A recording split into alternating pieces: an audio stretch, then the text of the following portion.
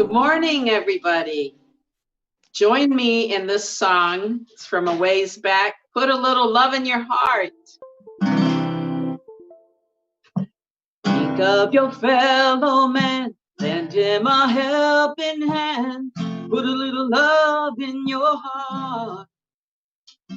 You see it's getting late. Oh, please don't hesitate. Put a little love in your heart.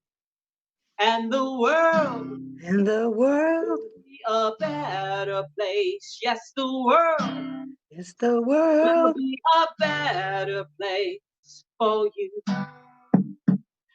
and me.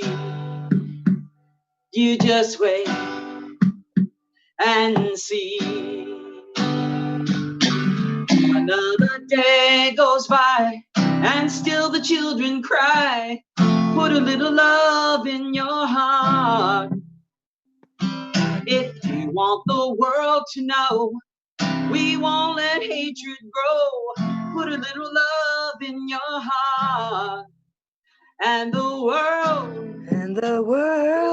a better place. Yes, the world be a better place for you and for me. You just wait and see. Oh, people now, put a little love in your heart. Put a little love in your heart. Take a good look around, and if you're looking down, put a little love in your heart. I hope when you decide, kindness will be your guide. Put a little love in your heart. And the world will be a better place. Yes, the world be a better place for you and for me. You just wait and see. All people now, put a little love in your heart each and every day. Put a little love in your heart. There can't be no other way. Put a little love in your heart. No matter what's going on, put a little love in your heart. The sun is shining today. Put a little love in your heart. Put that love in your heart. Yeah. I want to yell like woo, but I don't know if Zoom can handle it. That was beautiful, you guys. That was so cute. You guys is like little duet. I love it. Asha, cute little echo. Well, hello everyone. My name is Kayla Kudimoto. I'm your vice chairman and MC here at Unity of Tacoma. It's been a whole month since I have signed into any Sunday messages, so excuse me. It's a pleasure being back. I really missed hearing the beautiful messages and music that I've heard so many times at Unity, and I miss being the MC too. So I want to thank you all for joining us this Sunday. I have the pleasure of introducing our guest speaker, Asha Burson-Johnson, who is the director for Center for Spiritual Living Port Angeles. That has always been a tongue twister for me, but I got it now. I got it. I did it. Her topic today is going to be fuel or fear, which I'm very interested in hearing what that is going to be. And our musical guest, Stephan Plummer, who she'll be back, but she has been giving Unity of Tacoma beautiful music for a while, both online and in person. So it's a pleasure having her here today. So yeah, Asha, if you could join us and give us this morning's prayer, that would be awesome. I'm happy to. So let's just take a breath together. We let go of everything that's come before, all the busyness of the morning or the day or the week or the month or the year. We let go of whatever's happening later. And we just step into this present moment right here, right now. We open to the divine presence that is always waiting for our recognition, that is always available, that is always part of every moment. And I know today that this beautiful service, with all the many people that make it happen, and all the many people that check in and are here to the amazing technologies available to us, so that we can remain connected, not just in the divine mind, in the river of oneness, but seeing each other eye to eye, face to face, hearing the voices. It's an amazing gift. And so I know that this time together is already perfect, already blessed, already unfolded divinely in the one. So we can rest, have fun, enjoy each other, and trust the process as it unfolds perfectly through and as us. And so it is.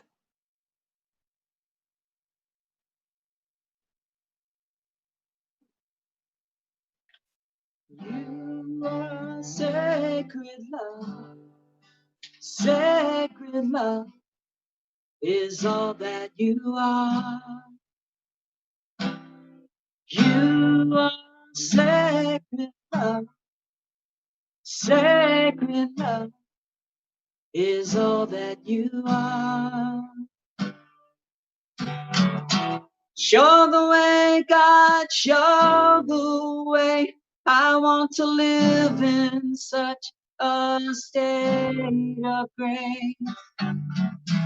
Lead the way, God, lead the way. I want to live in such a holy place. Such a holy place. Blessed peace. You are blessed peace. Blessed peace is all that you are. You are blessed peace, God. Blessed peace is all that you are. Show the way, God, show the way. I want to live in such a state of grace. Lead the way, God, lead the way. I want to live in such a holy place. Such a holy place. Sacred love. You are sacred love. Sacred love, God, is all that you are. You are sacred love. Sacred love is all that you are.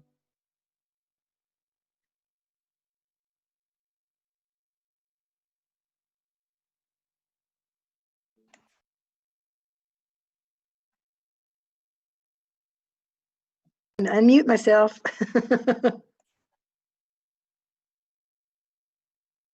There we go. Hello. It's truly my joy to be back with you today and to be here this gorgeous summer morning. I wasn't sure we were going to get any more summer. It was kind of rainy and gray the last couple of days here in Port Angeles. Let's just take a breath together. So yesterday I noticed that I was wrestling with, well, I started off wrestling with, and then I started being with a sense of futility. That was the word that showed up for me in the morning. I felt futility. And at first I wanted to push it away and wrestle with it and work with it. And then something shifted and I decided to be with futility. Just be with it. See what it was wanting to tell me about some belief I had or some stuckness or idea. And I was curious to see what would happen in my day if I just allowed That's feeling of futility to just be without me doing anything about it or managing it or handling it.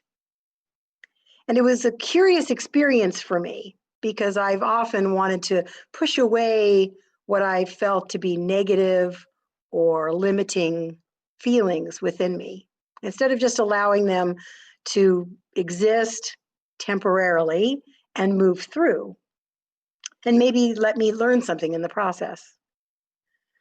So that was kind of my starting point yesterday. And I noticed a little bit of lingering of that today. And, and it's no big deal. What I noticed was I got a lot done yesterday, because in the midst of allowing myself to just be however I am, I also managed to do all of the things on my to-do list yesterday.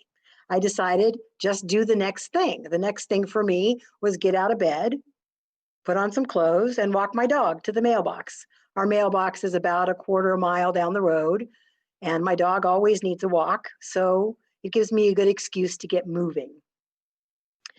So I walked the dog, I did a bunch of puttery things around the house all day, and the day went by. And it was still lovely, even in the midst of this feeling. And I've been sitting with that since yesterday, feeling no resistance to what was happening, allowing it to just be was a new experience for me. And I've been doing this work for a long time. There was a spaciousness and a grace that I felt in just allowing myself to feel what I felt and not let it limit me all at the same time. It's in improvisation, which I talk a lot about, because for me, it's a beautiful practice as a spiritual practice. It's part of this yes and. Instead of yeah, but, it's yes and. So yes, I'm feeling futility, and I'm still going to walk the dog, and I'm still going to balance my checkbook, and I'm still going to make my food and do my life and love up on my family and all the things that there are to do in a day, even in the midst of what appears to be shutdown, a lot of shutdown. The other thing that I talked about at our community on Thursday night, we do a Thursday night gathering. We're now calling it Conscious Conversations, was this idea of strength and resilience that is inherent within each of us and available to each of us that we forget sometimes when we're feeling things like overwhelm and futility and fear and all of that lovely stuff. So there were a couple of quotes that came across my eye this week that really seem to speak to what's going on in the world, what's going on within us as individuals in the microcosm and in the macrocosm of the life, of the world and the universe. James O'Day wrote, "Step far enough into the world's injustices, cruelty, and stark brutality, and they will hammer away at your idealism. They will even shatter your dreams of being an effective agent of change. However, if your vision is rooted in your heart, when the heartbreak comes, you will feel pain, loss, and deep deprivation, but it will not be the end of the story. It will be the beginning of a sacred transformation." So this time brings up these feelings of, what can I do in the world to make a difference? How can I be an agent of change? Everything feels upside down and a little impossible. There is loss and pain and the sense of deprivation, I think, for many of us. And it's not the end of the story. We're still kind of in the middle where all the adventure is happening. If it was a book or a movie, we'd be like, oh, I know this is going to get good later. They're in the midst of the chaos of the middle. And it is this moment of transformation, I believe, for each of us as individuals and for the way that we've been as a society, a planet, a beingness. My community is also doing a book study / program that we're working with 2 different books. One is called The 12 Steps to Recovery from White Conditioning, and the other book is called My Grandmother's Hands.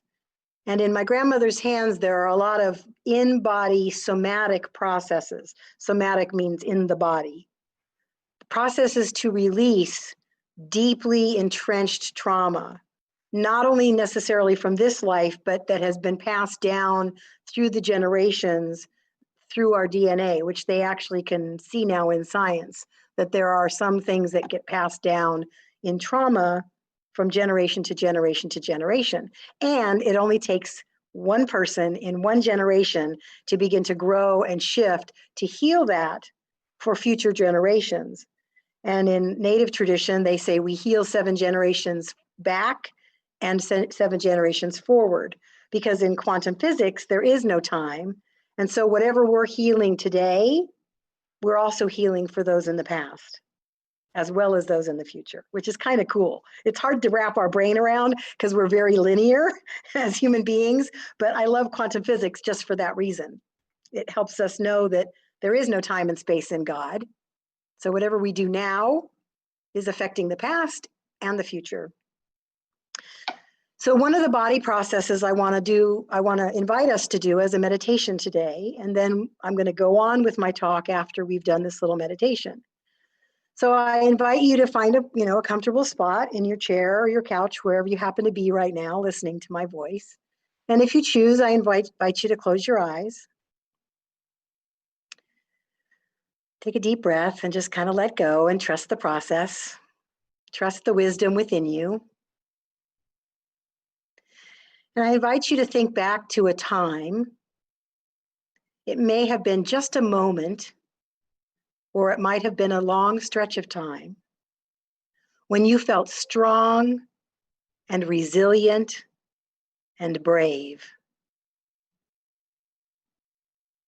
A time in your life when you felt strong, resilient, and brave. It may have been just a small moment where you stood up for yourself, or it may have been a long period of time where you stepped into something new and persevered through challenge. Just allow that idea, that moment, that time to come forward in your mind. And then check in with your body. Notice how your body feels, remembering this strength and this resilience.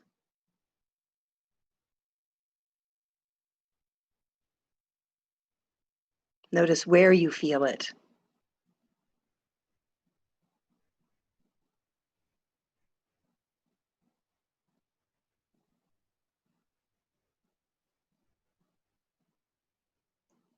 See if you can check into the surroundings that were around you in this moment or this time.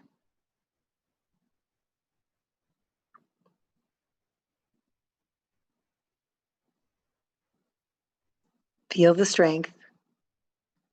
Feel the resilience. Take a deep breath.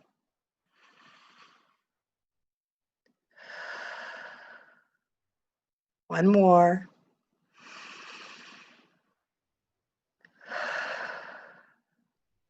And then come back into this space, in this here and now. When I did this with my community on Thursday evening, and then we shared about that experience, what was a common factor for almost everyone was that before the strength and the resilience, there was terror, there was fear, there was overwhelm and futility. It's never going to work. It's never going to happen. I'm afraid. This is impossible. And then something rose up within us to move us forward. It seemed to be a common thread. When I think back on my own life into the times when I really stepped out and felt strong and resilient in stepping out into something new, something that seemed impossible, some crazy idea that came into, I always point to the left side of my head. That's where the voice comes that always tells me to do stuff that seems impossible. And I go, what? I'm supposed to do that? And the voice says, yes, I'd like you to do that. Are you crazy? I don't know how to do that. I know, but try it anyway. So I have this little back and forth dialogue with the voice. I'm clear that that's my voice of spirit. It's neither male nor female. It's just the voice. It counteracts the committee members that want to have their say that are constantly running in the background. But this voice always tells me crazy stuff that seems impossible. And I jump right into all the ways it can never happen. And yet something within me rises up in this idea of strength and resilience that says, well, I'm curious, what if I just do the next thing in the direction of that idea? What if I just do the next thing? When I'm feeling overwhelmed or futile or afraid, my mantra these days is, can I do the next 10 minutes? I may not be able to see how the rest of the day or week or month is going to unfold. Can I do the next 10 minutes? Usually the answer is yes. Whatever's to be done in 10 minutes.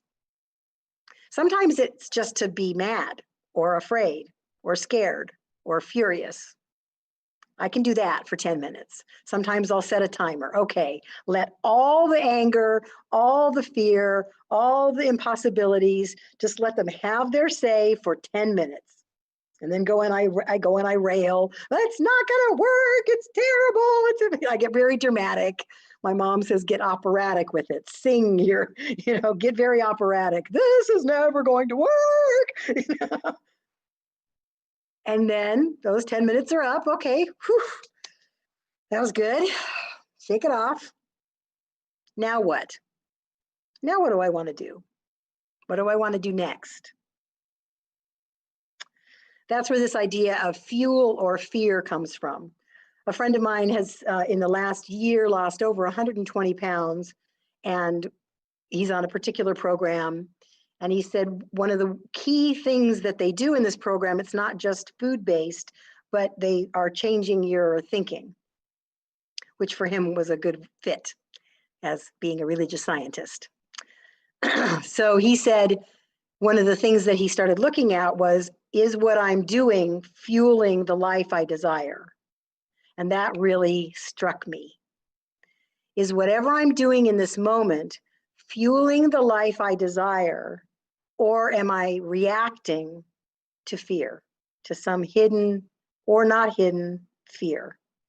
Is the food I'm putting in my mouth fueling the life that I desire, or is it soothing temporarily some feeling that I'm having? Are the choices that I'm making to respond to my loved ones fuel for the life I desire, or are they reacting from fear, old stories, my ideas of my own limitations, or theirs, or the way I think life should be? So that little simple phrase, fuel or fear, helps me stop whatever's happening and take a breath. Oh, fuel or fear? And sometimes I might just choose fear. I might just, in that moment, I might have a reactive moment and I might react from the fear response. And it's giving me the space to notice that I'm doing that. And then maybe in the next moment, choose something to fuel my life, to fuel the life that I desire, which is more connected, more self-loving, more open and spacious for the beloveds that are around me. There's a book that we studied as a community here on the peninsula called Active Hope. And they talk about something called the Great Turning, which I think we're in the midst of. There's business as usual, which we've been in as a country and a world for quite a long time. We seem to be in the midst of something called the Great Turning. And the Great Turning requires us to continue to go through this spiral over and over again, and opening and ever upward, to help us move through the times that we're in and continue to move into the Great Turning. The spiral consists of 4 parts. First, we express our gratitude. What am I grateful for right now? The second piece, which often we as Americans aren't really good at, is honoring our pain, honoring our grief. Not just wildly expressing our pain and grief, but honoring the grief and the pain that we feel in a way that allows us to actually feel it so that it can move through us and not get stuck. On our property, we created what's called a cairn of mourning. A cairn is usually a pile of stones that have been placed somewhere to mark the passing of someone or something. So at our cairn of mourning, we place things there, usually things from nature, sometimes more tangible man-made objects, and we place them on the cairn to honor those things that have been lost in our lives and in the world. So when we first created it, we were focusing on the earth. So we were placing things on our cairn for creatures that have been lost, insects that are no longer, existing in our world, and things like that. When my father died, I took some of the last letters I got from him and I tore them into little pieces and I put them buried under one of the rocks at the cairn as a way of honoring my father.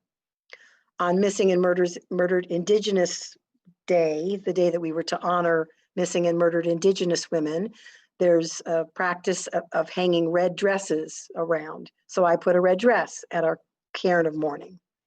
And every time I walk by the cairn on our property, I feel grief. And it's not a bad thing. It's a lovely thing. It's a sweet thing. So first we have gratitude, then we honor our pain that is very real. Then we have the opportunity to begin to look with new eyes, to look at something differently. Sometimes I talk in my classes about, just shift your perspective. If I look at it from this way, if I take an ordinary object and I shift my perspective and look at it in a different way, well, what else could it be? It's an improv game we play with grown-ups and kids. What else could it be besides the thing we've always thought it was? So gratitude, honoring our pain, seeing with new eyes, and then going forward. What's the thing I can do in the next 10 minutes? Now let's see how I can move forward in my life. And that spiral just continues. We keep going back through it again and again. So that is a way to also recognize, is what I'm doing fuel for my life, or am I getting caught in the fear and then it's stopping me and I have no place to move? Another beautiful quote that came across my desk just this morning. I love it when I have a topic or a thought that I've been working with, that I've been noodling around, and then these lovely things just coincidentally show up for me in the divine timing. So this was by a man named Stephen Charleston. Something sacred is coming this way. This is how my ancestors would have said it. In the midst of all this turmoil and confusion, when we cannot clearly see the path before us, when we feel trapped in a situation we cannot control, then I believe the wise elders of my holy heritage would climb to the high place of the heart, draw the circle of reason and faith around them, and stand to sing their prayers into the open sky of the history to come. They would not shrink into a corner afraid, but rise up to catch the first light of what was coming into being all around them. We are living in a time of emergence. We are the witnesses to a great renewal.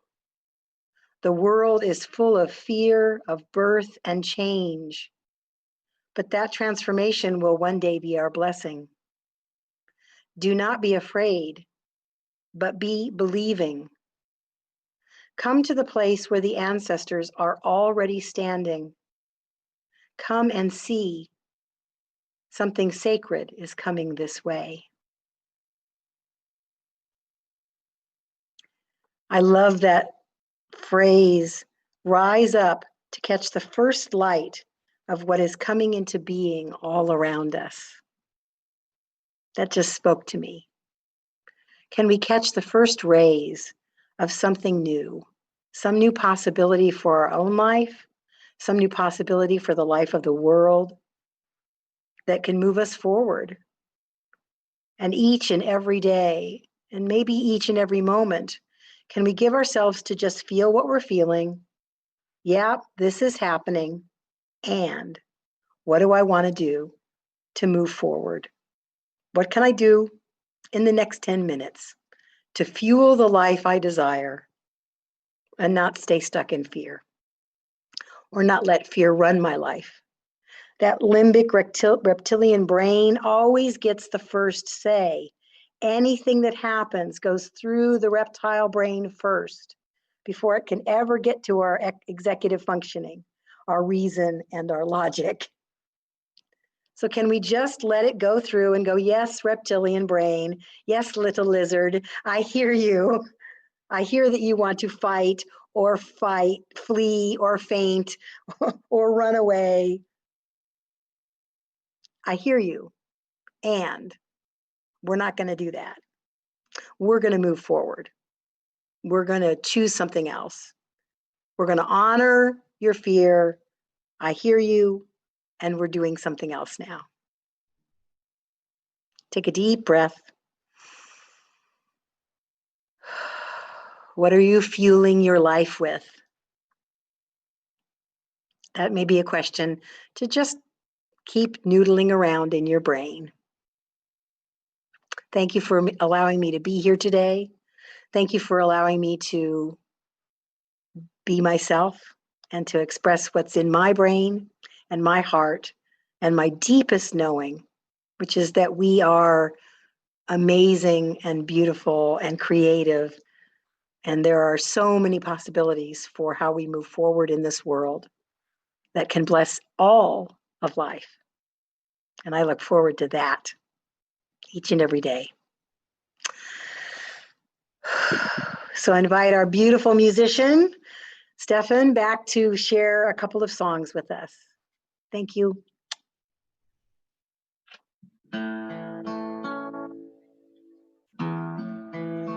Broken heart is open. I'm gonna let it flow. Blessed water, heal it in my soul. Life can seem fragile. Yes, it's true. But I'll let the water take me wherever it may go. 'Cause I know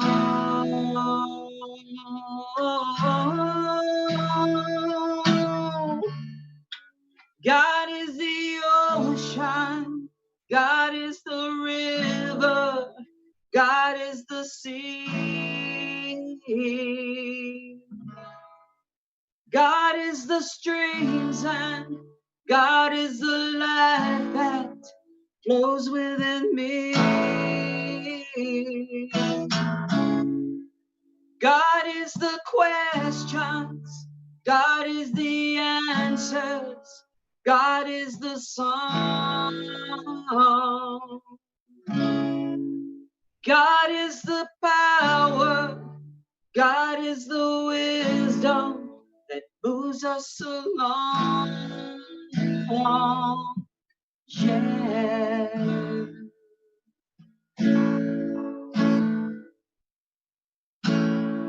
We're here and then we move on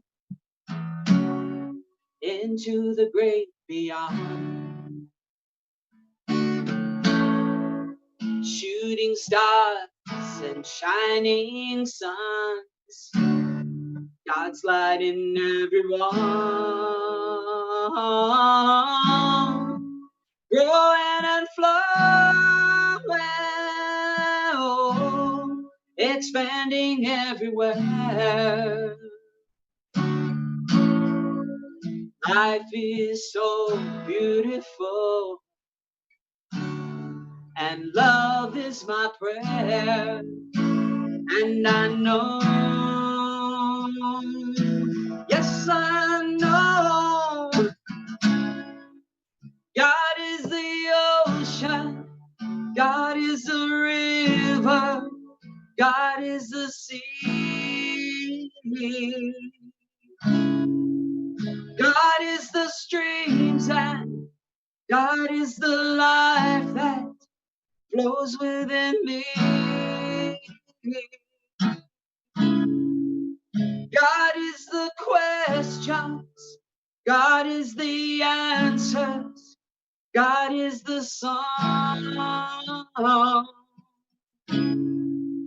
God is the power, God is the wisdom that moves us along. Yeah, yeah.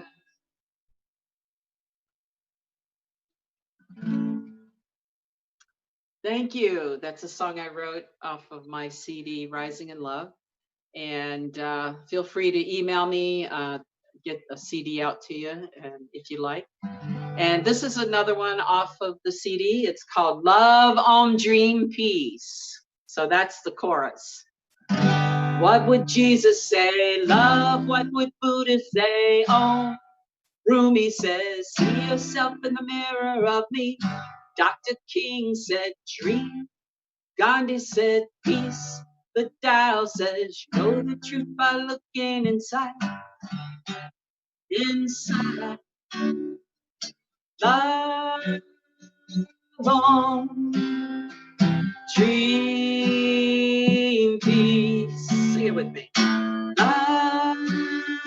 Love on dream peace by looking inside. By looking inside.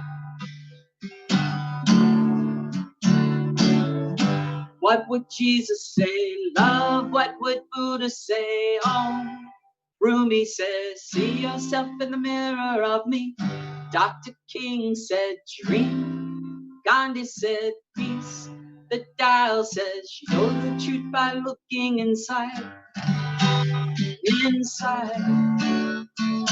Love on dream peace. Love on dream peace. Love on dream peace. Love on dream peace by looking inside. By looking inside. By looking inside.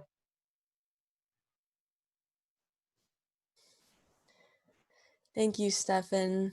I think that's my second time hearing that song, and I love it so, so much. Thank you for sharing that with us.